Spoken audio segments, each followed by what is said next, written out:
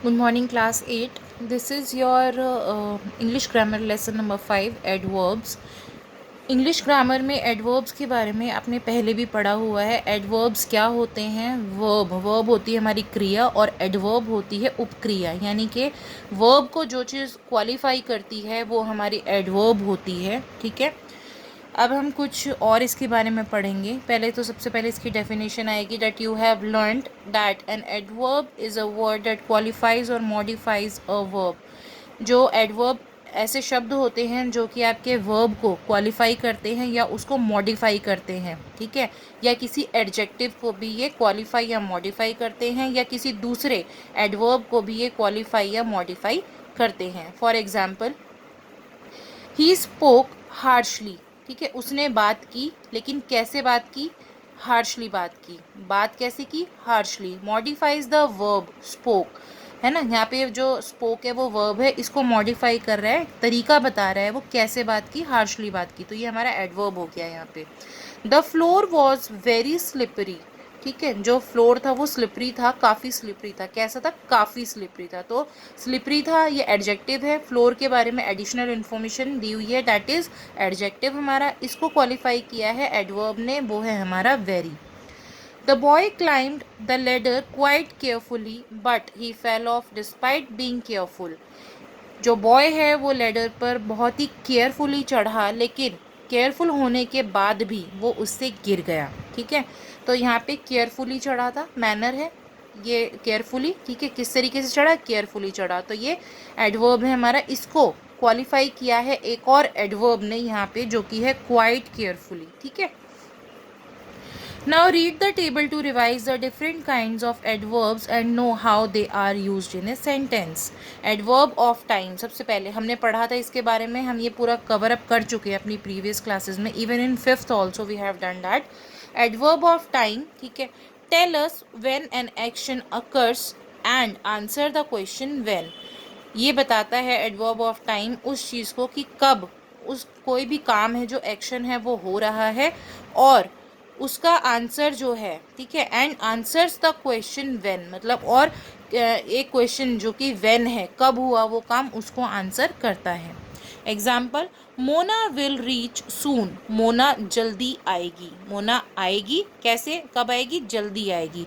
The function will be held. Function होगा. कब होगा? टुमारो. टुमारो होगा.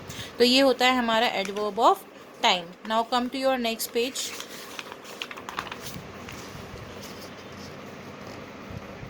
अब आते हैं, दूसरा हमारा काइंड है एडवर्ब ऑफ प्लेस. इसमें प्लेस से आपको समझ में आ गया होगा कि जगह के बारे में बात हो रही है. Tell us where the action occurred and answer the question where. कि जो एक्शन है वो कहाँ हुआ है. ये बेसिकली वेयर को आंसर करता है कि कोई भी जो कार्य है वो कहाँ पर हुआ है. आई प्लेस्ड इट देयर. मैंने ये वहाँ पर रखा था. Turn right and you will find it. सीधे मुड़ जाइए, आप जो मतलब जहाँ आपको जाना है वहाँ आप पहुँच जाएंगे. फिर आपका आता है एडवर्ब ऑफ मैनर, यानी कि काम करने का तरीका या ढंग.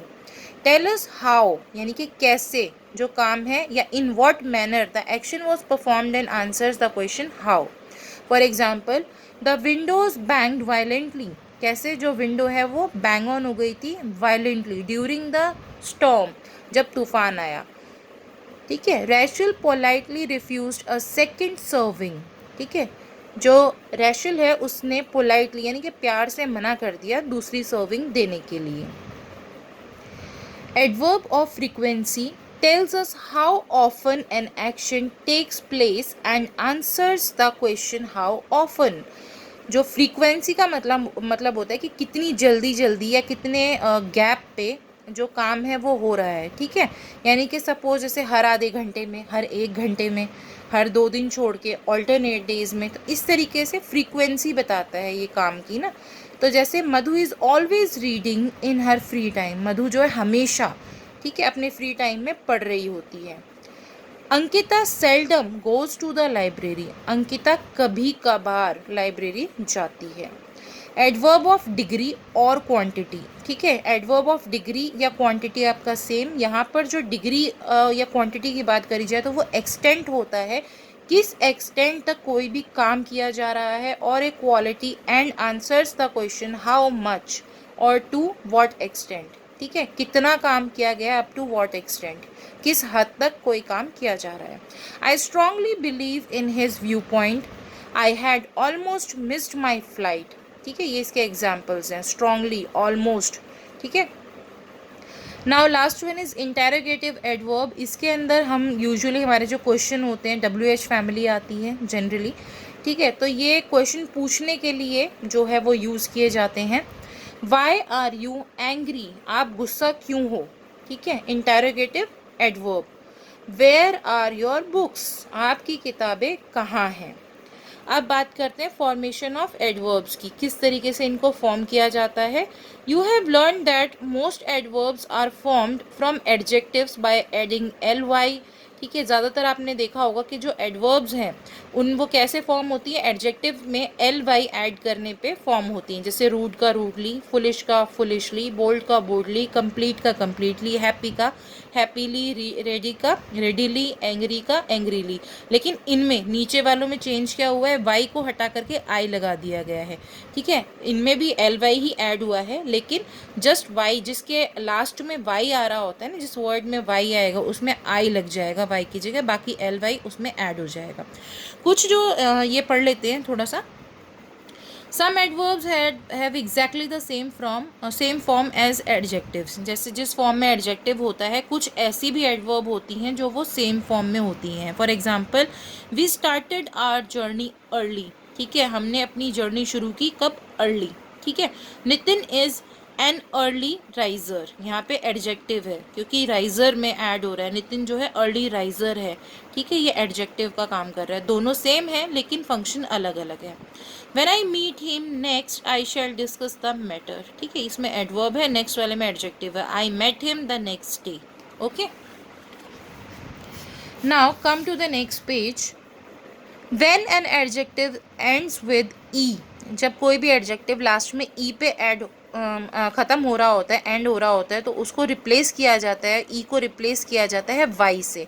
ठीक है, टेरिबल का हो जाएगा टेरिबली, हॉरिबल का हॉरिबली, पॉसिबल का पॉसिबली। ठीक है, नाउ कुछ एडवर्ब्स जो होते हैं वो compounds of prepositions and other adverbs होते हैं। फॉर एग्जांपल, ठीक है, हियर इन। ठीक है, इसमें हेयर प्लस इन ये दोनों ऐड ऑन होके बना है हियर इन। ठीक है, there on, there plus on ये दोनों ऐड होके बना है देयर ऑन। देखोगे आप इसमें ध्यान से, तो हेयर ये एडजेक्टिव एडवर्ब है आपका, एडवर्ब ऑफ प्लेस है, हियर देयर हेयर, इनके अंदर प्रेपोजिशन ऐड कर दिया तो ये हमारे कंपाउंड एडवर्ब्स बन गए हैं। ठीक है, now adverbs are also compounds of nouns. इसमें नाउन्स भी हम ऐड कर सकते हैं। ठीक है, कुछ में जो कि क्वालिफाई करते हैं एडजेक्टिव्स को। ठीक है, and qualifying adjectives. For example, some day, some plus day that is some day, mid plus way midday, some plus time is equal to some time. Sometimes two adverbs में be use together, कभी कभी दो adverb जो हैं वो एक साथ use किए जा सकते हैं। The conjunction and is use to join them. ठीक है, इनमें क्या होगा, दोनों एडवर्ब को हम तब यूज़ कर सकते हैं जब हम इनको एंड से जोड़ेंगे। ठीक है, कंजक्शन है एंड हमारा, तो जब हम इस एंड से हम कोऑर्डिनेटिंग कंजक्शन होता है एंड, तो इससे जब हम इसको जोड़ेंगे तभी हम इन दो एडवर्ब्स को एक साथ यूज़ कर सकते हैं। फॉर एग्जाम्पल इसमें है आपका by. Now by and large, next है फार एंड नियर, देन है ओवर एंड अबव। उसके बाद आता है position and order of adverbs. ठीक है, व्हेन देयर आर टू और मोर एडवर्ब्स इन ए सेंटेंस, जब किसी भी सेंटेंस में दो या दो से ज़्यादा एडवर्ब्स होती हैं, the order is manner, place, time. तो हम उसको किस तरीके से यूज़ करते हैं, पहले मैनर आता है, फिर प्लेस आता है, फिर टाइम आता है। For example, Sunita performed well at the festival today. सबसे पहले मैनर आया यानी कि वेल, उसके बाद प्लेस आया यानी कि फेस्टिवल, इसमें फंक्शन में। ठीक है, फेस्टिवल त्यौहार में, टाइम यानी टुडे, उसके बाद टाइम, लास्ट में टुडे आया। ठीक है, इस तरीके से सीक्वेंस वाइज वो यूज़ होगा। Then adverbs and adverb phrases of place and time are placed after the verb or after the object if any. For example, Ravi and Suraj, ठीक है, दो हैं यहाँ पे, Ravi and Suraj will work on the song tomorrow. तो यहाँ पे क्या हुआ है कि एडवर्ब और जो एडवर्ब फ्रेज ऑफ प्लेस है और जो टाइम है, ठीक है, प्लेस एंड टाइम, इनको प्लेस किया गया है वर्ब के बाद में या ऑब्जेक्ट के बाद में, डैट इज टुमारो को हमने लास्टली यूज़ किया है। नेक्स्ट में देखेंगे Akram arrived at Mumbai at midnight, तो एट मिडनाइट भी यहाँ पे हमारा इसी तरीके से यूज़ होगा। नेक्स्ट में देखेंगे however it is often possible to put an adverb phrase of time at the beginning of a sentence, हम इसको शुरू में भी यूज़ कर सकते हैं लेकिन तब हम इसमें कॉमा लगाएंगे, ठीक है, जैसे ऊपर वाले में भी हम पहले भी यूज़ कर सकते थे, tomorrow comma Ravi and Suraj will work on the song, इस तरीके से भी लिख सकते हैं। जैसे नीचे लिखा गया है every morning grandpa goes to the park for a walk. Next page पे आ जाइए please.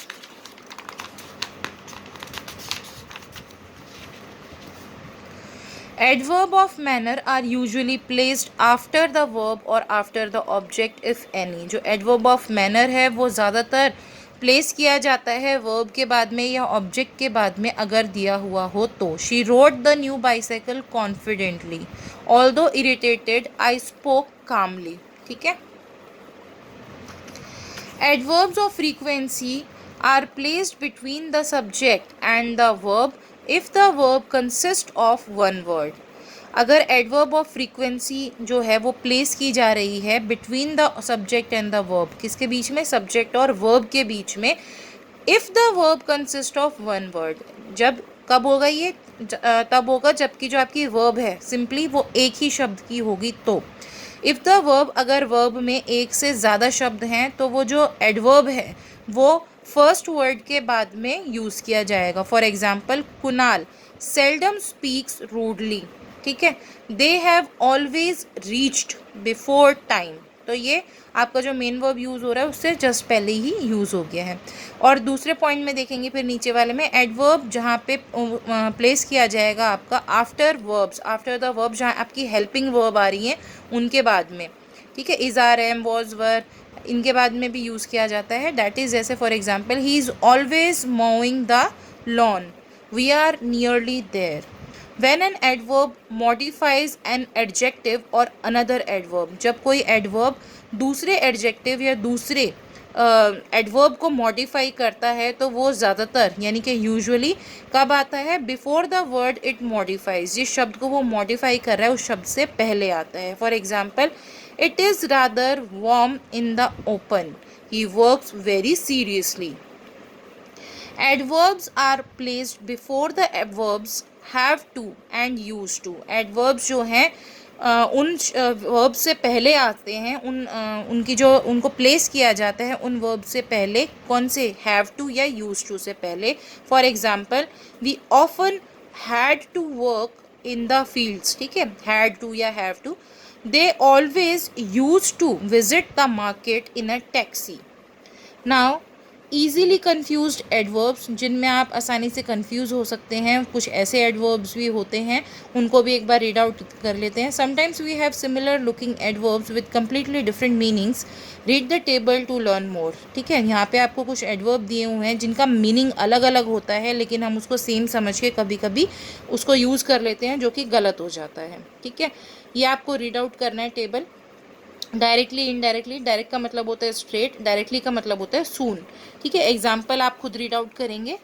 Now here also late and lately, late का मतलब है happening after the usual time, lately is recently, ठीक है, यानी कि जो काम अभी अभी हुआ हो। हार्ड और हार्डली, हार्ड का मतलब होता है कोई भी फिजिकल या मेंटल एफर्ट, ठीक है, हार्डली का मतलब होता है बहुत ही कम या ऑलमोस्ट ना के बराबर। मोस्ट और मोस्टली क्या होता है, अभी मोस्ट जो होता है वो सुपरलेटिव फॉर्म होती है हमारी एडजेक्टिव की, सभी को पता है, जनरली मच भी इसके लिए यूज़ किया जाता है। मोस्टली का मतलब होता है मेनली या ज़्यादातर। इनफ या टू, ठीक है, इनफ जो होता है सफिशिएंट क्वांटिटी के लिए यूज़ किया जाता है इन ए पॉजिटिव सेंस। टू का जो सेंस होता है वो नेगेटिव सेंस होता है, जो कोई भी चीज़ हो उसको एक्सेसिवली किया जा रहा है बट नेगेटिव तौर पे। सो सच, सो जो है वो वेरी के हिसाब से यूज़ होता है, यूज्ड विद एन एडजेक्टिव और अनदर एडवर्ब, ठीक है, किसी दूसरे एडजेक्टिव या दूसरे एडवर्ब के साथ में यूज़ होता है। सच जो है वो यूज़ किया जाता है नाउन के साथ, दोनों का मीनिंग सेम है बट यूज़ अलग अलग है। फेयरली रादर, फेयरली का मतलब होता है मॉडरेटली, ठीक है, ये फेवरेबल सिचुएशन यानी कि पॉजिटिव सिचुएशंस के लिए यूज़ किया जाता है। रादर जो है उसका मतलब भी मॉडरेटली होता है, लेकिन ये हमारी अनफेवरेबल या नेगेटिव सिचुएशंस में यूज़ किया जाता है।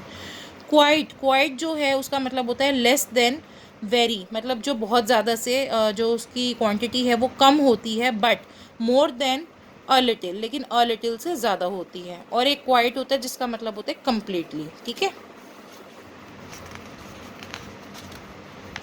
Now next page.